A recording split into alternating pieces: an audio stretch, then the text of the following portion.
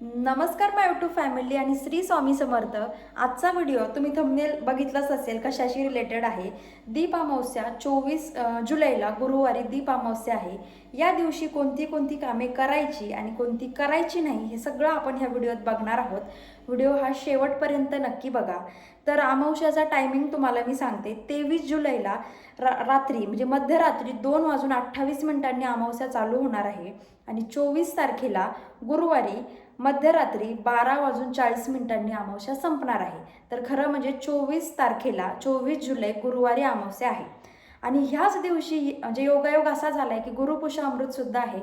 मग नेमकं काही नवीन खरेदी करायची की नाही करायची हाही एक क्वेश्चन आहे। तर याचं पण तुम्हाला उत्तर मी देते।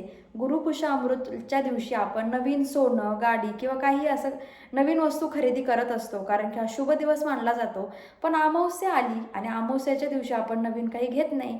अमावस्याला आपण अशुभ मानतो, पण तसं अजिबात नाही आहे। ह्या अमावस्याला तुम्ही सगळं काही खरेदी करू शकता, कारण दीप अमावस्या ही अशुभ नाही, ही खूप शुभ मानली जाते।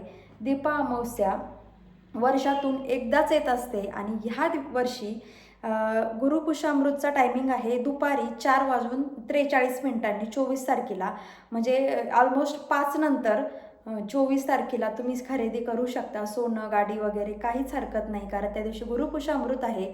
आणि ह्याच दिवशी अमावस्येच्या दिवशी गुरुपुष्यामृतच्या योगावरती तुम्हाला भगवान श्रीकृष्ण आणि भगवान श्री विष्णू सोबतच लक्ष्मी मातेची सेवा देखील करायची आहे। ह्या दिवशी सेवा केल्याने तुम्हाला याची म्हणजे भरपूर सारे फळं मिळणार आहेत। तर सेवा काय करायची आहे, तुम्हाला महालक्ष्मी अष्टक 11 वेळा याचा पाठ करायचा आहे आणि त्याचबरोबर तुम्हाला श्रीसूक्तसुद्धा म्हणायचं आहे।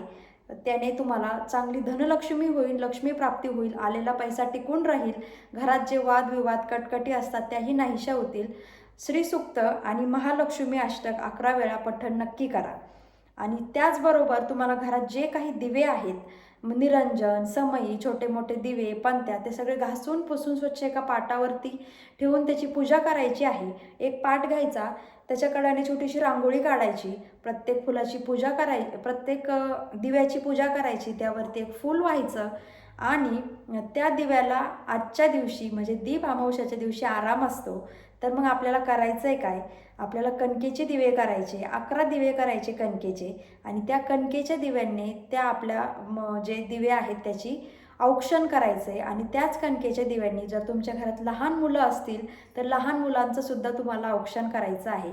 लहान मुलांना टीका लावायचा आणि त्यांचं त्या कणकेच्या दिव्यांनी औक्षण करा। त्याने त्यांना दीर्घायुष्य मिळतं, चांगलं आरोग्य मिळतं, मुले हुशार होतात आणि त्यांना जर नजर लागलेली असेल तर ती सुद्धा निघून जाते। आणि बऱ्याचदा काय होतं, गटारी अमावस्या असं आपण ह्या दीप अमावस्याला म्हणतो, पण हे पूर्णपणे चुकीचं आहे। ही गटारी अमावस्या नाही, ही एकदम शुभ अमावस्या आहे, कारण की ही वर्षातून एकदाच येत असते। या दिवशी दीप प्रज्वलन केलं जातं, म्हणूनच याला दीप अमावस्या असं म्हणतात। तर मग हा व्हिडिओ तुम्हाला कसा वाटला कमेंट करून नक्की सांगा। आणि आता आपल्याला हे बघायचं आहे की ह्या दिवशी कोणती कामं आपल्याला करायची नाही। तर अमावस्या आहे, तर आपल्याला ह्या दिवशी मद्यपान किंवा मांसाहार अजिबात करायचा नाही आहे, जे की मद्यप्रेमी करतात। शेवटचा दिवस आहे, उद्यापासून श्रावण लागणार आहे, म्हणून आजच नॉनव्हेज खाऊन घ्यायचं। शाकाहारी लोकांचा काय विषय नाही, पण जे मांसाहारी आहेत ते ह्या दिवशी भरपूर प्रमाणात मांसाहार करतात, जे की पूर्णपणे चुकीचं आहे। ते आपल्याला अजिबात करायचं नाही, मांसाहार करायचा नाही। महिलांनी विशेषतः काळजी घ्यायची, केस ह्या दिवशी अमावस्याला धुवायचे नाहीत, नखं काढायचे नाही, केससुद्धा कापायचे नाही। तर ही अशी 2-3 गोष्टी आहेत त्या तुम्ही ह्या अमावस्या दिवशी करणं टाळा। बाकी हा दिवस खूप शुभ आहे। 24 जुलै 2025 वार गुरुवार, हा दिवस तुम्हाला शुभ जावो। गुरुपुष्यामृत आहे, नक्कीच काहीतरी नवीन दुपारी 5 नंतर खरेदी करा आणि दीप अमावस्या दीप प्रज्वलन करून तुम्ही साजरी करा। हा व्हिडिओ कसा वाटला, नक्कीच तुम्हाला आवडला असेल, कमेंट करून सांगा कसा वाटला। आणि असेच छान छान व्हिडिओज बघण्यासाठी आपलं चॅनल आत्ता सबस्क्राईब करून ठेवा।